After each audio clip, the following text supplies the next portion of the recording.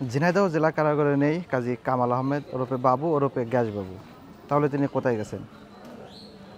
ঝিনাইদহ ৪ আসনের সংসদ সদস্য আনোয়ারুল আজিম আনার হত্যাকাণ্ডের আলোচিত আসামি কাজী কামাল আহমেদ বাবু, তাকে তার যে পানিতে ফেলে দেওয়া ৩টি মোবাইল ফোন উদ্ধারের জন্য গত ২৫শে জুন কাশিমপুর কারাগার থেকে ঝিনাইদহ জেলা কারাগারে প্রেরণ করা হয়। তারপরে ২৬শে জুন তাকে নিয়ে ডিবির একটি দল যেসব পুকুরে ফেলা হয়েছিল ২টি পুকুরে, সেই ২টি পুকুরে অভিযান চালায়।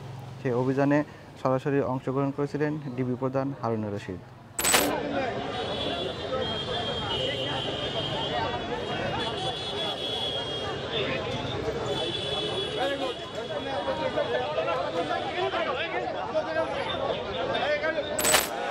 ঠিক আছে, কিছুটা দেখা যাচ্ছে।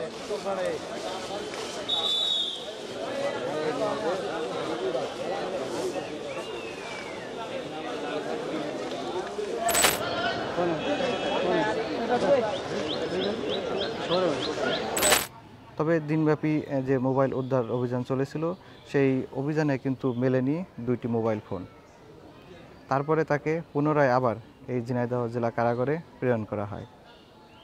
তিনি এই জেলা কারাগারে ছিলেন।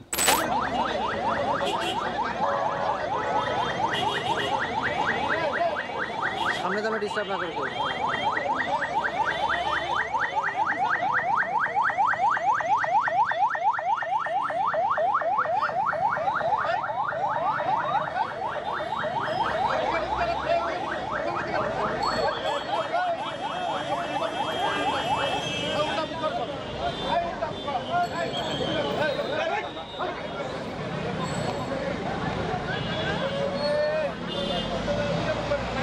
তবে আমরা যেটা জানতে পেরেছি, ১লা এপ্রিল তাকে পুনরায় আবারও কাশিমপুর জেলা কারাগারে প্রেরণ করা হয়েছে।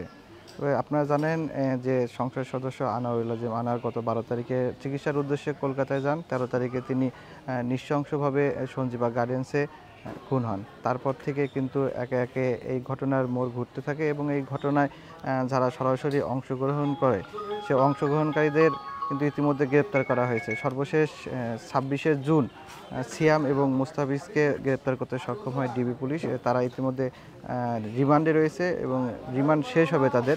রিমান্ড শেষে কী তথ্য আসে আমরা সেটা জানার অপেক্ষায় আছি।